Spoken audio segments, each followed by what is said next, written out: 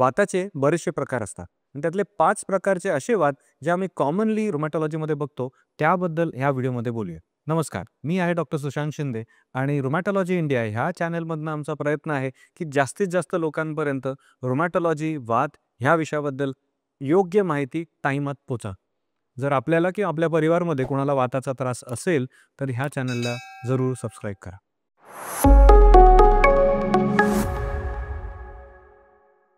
बघा 5 प्रकारचे वात ज्याच्याबद्दल आपण बोलूया. सर्वात पहिला म्हणजे रुमॅटॉइड आर्थरायटिस. रुमॅटॉइड आर्थरायटिस ह्याला बरेचदा लोकं आमवातही म्हणतात. हा आजार युजुअली यंग एजमध्ये होतो.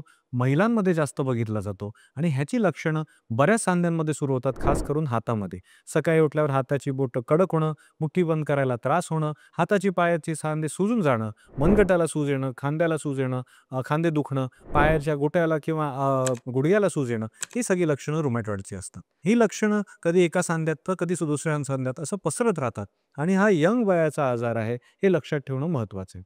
ह्याला डायग्नोज करण्यासाठी काही प्रकारचे टेस्ट आहेत, जसं की रुमॅटॉइड फॅक्टर, अँटी-CCP, ESR, CRP आणि क्लिनिकली म्हणजे पेशंट्सना तपासून आपले रुमॅटॉलॉजिस्ट हा डायग्नोसिस बनवू शकतात. रुमॅटॉइड आर्थरायटिस ह्याला चांगली ट्रीटमेंट, मेडिकल ट्रीटमेंट अवेलेबल आहे. म्हणजे ह्या ट्रीटमेंटला, ह्या आजाराला गोळ्यांनी ट्रीटमेंट करता येऊ शकते आणि ही औषधं आपल्याला देणार रुमॅटॉलॉजिस्ट.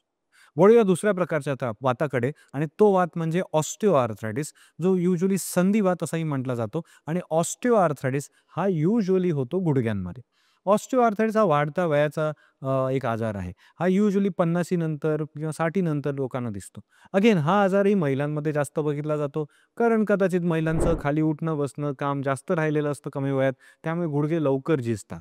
ज्यांचं वजन जास्त आहे, ज्यांच्या आई-वडिलांनाही हा त्रास होता, त्यांनाही हा आजार येऊ शकतो. त्याच्यामध्ये गुडघ्यांमध्ये दुखणं होतं. सुरुवातीला एक गुडघा दुखायला लागतो, हळू करून दोन्ही गुडघे दुखतात. कधी-कधी पायाची जी सांध्यांचा आकार आहे, तो बदलून बोविंग होऊ शकतो पायांना आणि गुडघे दुखून सुजल्याने पेशंटना त्रास होतो. हा आजार हळू वाढतो. काम वाढलं की दुखतं, उभं राहिलं की दुखतं, आराम केल्यावर त्यातल्या त्यात बरं असतं, रात्री झोपेतही कधी-कधी दुखू शकतं.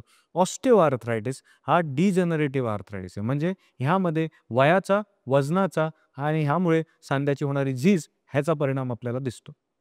ह्याची ट्रीटमेंट फिजिओथेरपी आणि गरज लागली तर सर्जरी अशी असते. मेडिकल ट्रीटमेंट ह्याच्यामध्ये फार लिमिटेड आहे आणि युजुअली ह्याची ट्रीटमेंट ऑर्थोपेडिशियन किंवा फिजिओथेरपिस्ट करा. आता वळूया तिसऱ्या प्रकारच्या वाताकडे.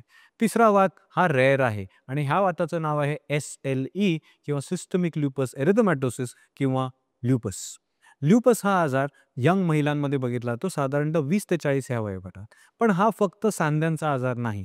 हा मल्टी सिस्टम डिसऑर्डर आहे. म्हणजे यामध्ये सांधे तर दुखतात, रुमॅटॉइडमध्ये जसे बरेचसे सांधे दुखत होते तसेच दुखतात, पण त्याबरोबर तोंडामध्ये जखमा होणं, चेहऱ्यावर लाल चट्टे येणं, वारंवार ताप येणं, केस गळून जाणं, हे तर वेगवेगळे लक्षणं येऊ शकतात. इंटरनल ऑर्गन जसं की किडनीला ह्याच्याने त्रास होऊ शकतो. लघवीमध्ये प्रोटीन निघून जाणं हा याचा एक सीरियस लक्षण असू शकतं.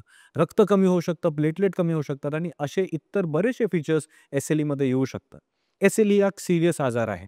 त्यामुळे जर कोणाला याची मल्टी सिस्टम लक्षणं असतील, तर त्यांनी त्वरित रुमॅटॉलॉजिस्टला भेटलं पाहिजे. याचं डायग्नोसिस कन्फर्म करायला ANA सारखी एक टेस्ट अवेलेबल आहे आणि इतर टेस्टसुद्धा आहेत, जसं की अँटी-DSDNA कॉम्प्लिमेंट्स आणि कधी-कधी बायोप्सीची गरज लागू शकते, जसं की किडनी बायोप्सी. SLEची ट्रीटमेंट कॉम्प्लेक्स आहे आणि प्रत्येक पेशंटला किती प्रमाणात SLE आणि कुठल्या ऑर्गनमध्ये SLEचा गुण दिसतोय, त्याप्रमाणे त्यांची ट्रीटमेंट बदलावी लागते. So SLE very serious condition if not treated properly आणि त्याच्यासाठी भेटलं पाहिजे रुमॅटॉलॉजिस्टला ॲज सून ॲज पॉसिबल. वळूया चौथ्या आता वाताकडे आणि चौथा वात ज्याच्याबद्दल मी बोलणार आहे तो आहे अँकिलोजिंग स्पॉन्डिलायटिस AS.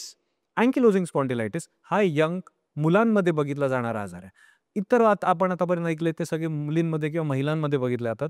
अँगस्पॉन्ड हा युजुअली 15 ते 25 या वयोगटातल्या मुलांमध्ये सुरुवात होते आणि ह्या वाताची सुरुवात युजुअली बॅकएकपासून होते. कमरेचा सकाळच्या वेळेला उठल्यावर कमरेचं हाड असं अकडल्यासारखं वाटतं, उभं राहायला चालायला त्रास होतो, पण थोडं चालल्यानंतर बरं वाटायला लागतं. हा आजार हळूहळू वाढू शकतो आणि काही वर्षात लक्ष नाही दिलं तर मणका पूर्ण कडक होऊन स्पाईन बांबू स्पाईनसारखा होऊ शकतो आणि पेशंट्स वाकू शकतात. ह्या प्रकारच्या वाताला डायग्नोज करायला आपली लक्षणं आणि त्याचबरोबर एक्स-रे किंवा MRI लागतो लोअर बॅकचा, जिथे आम्हाला सॅक्रोआयलायटिस म्हणजे लोअर बॅकला जखम होते का हे शोधायचं असतं. ह्याची एक ब्लड टेस्ट आहे, ज्याला म्हटलं जातं HLA-B27. ब्लड टेस्ट, आपली लक्षणं, एक्स-रे किंवा MRI बघून अगेन रुमॅटॉलॉजिस्ट डायग्नोज करतात अँकिलोजिंग स्पॉन्डिलायटिस. ह्याच्यावरही चांगली ट्रीटमेंट अवेलेबल आहे. ह्याच्यात काही गोळ्या आहेत, पण ह्याच्यात नवीन ॲडव्हान्स ट्रीटमेंट, बायोलॉजिक नावाची ट्रीटमेंट खूप छान रिझल्ट देऊ शकते. ज्यांना गरज आहे त्यांनाही दिली जाते आणि all of this is done by a rheumatologist. Moving to the last type of arthritis. तो शेवटचा वाद ज्याच्याबद्दल मी बोलणार आहे, तो म्हणजे युरिक ॲसिड वाढल्यामुळे होणारा वाद, ज्याला म्हटलं जातं गाऊट. गाऊट हा असा आजार आहे, जो युजुअली अगेन पुरुषांमध्ये जास्त बघितला जातो.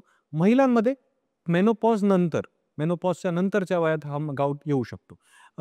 गाऊट जो आहे हा युजुअली ज्यांचं वजन जास्त आहे ह्यांना जास्त बघितला जातो. ज्यांना डायबिटीज आहे किंवा कोलेस्ट्रॉल आहे त्यांच्यामध्ये जास्त बघितला जातो. आणि शरीरामध्ये युरिक ॲसिड वाढल्यामुळे युरिक ॲसिडचे क्रिस्टल्स बनून ते जेव्हा सांध्यांमध्ये जखम करतात तेव्हा होतो गाऊट.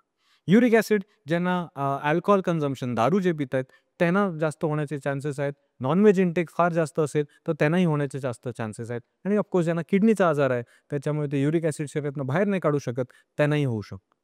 गाऊट जेव्हा होतो तेव्हा त्याचा अटॅक पायामध्ये येतो. पायाचा जो अंगठा आहे तो अचानक एका रात्री सुजू शकतो, लाल होऊ शकतो आणि दुखणं एवढं असू शकतं, वेदना एवढं असू शकतं की पेशंट चालायलाही त्रास होतोय त्यांना. पण हा अटॅक काही दिवसांच्या ट्रीटमेंटमध्ये बराही होऊन जातो आणि मग काही आठवड्यानंतर पुन्हा येतो. असे मल्टिपल अटॅक जर येत राहिले तर त्याच्याने सांध्यांना डॅमेज होऊ शकतो. ह्याचा डायग्नोसिस रुमॅटॉलॉजिस्ट ॲज वेल एज ऑर्थोपेडिशियन्स करू शकतात आणि ह्याची ट्रीटमेंट युरिक ॲसिड कमी करणं, जेवणामध्ये बदल करणं आणि वेट लॉस अशा प्रकारे केली जाते. So I hope you got an idea की कुठल्या वेगवेगळ्या प्रकारचे वात आहेत. मी कॉमन वातांबद्दल बोललोय, पण ह्या पलीकडेही वात असू शकतात. आपल्याला जर ह्याच्यातली काही लक्षणं असतील तर आपले रुमॅटॉलॉजिस्ट आपल्याला हेल्प करू शकतात. आणि तुम्हाला जर माहीत नसेल की तुमच्याजवळ रुमॅटॉलॉजिस्ट कुठे आहेत, तर आम्हाला लिहून पाठवा. आयदर कमेंट करा किंवा आमच्या वेबसाईटला व्हिजिट करून तिकडे तुम्ही मेसेज सोडू शकता. अँड आमची टीम प्रयत्न करेल तुम्हाला जवळच्या रुमॅटॉलॉजिस्टशी कनेक्ट करा. ऐकल्याबद्दल धन्यवाद. नमस्कार. जय हिंद.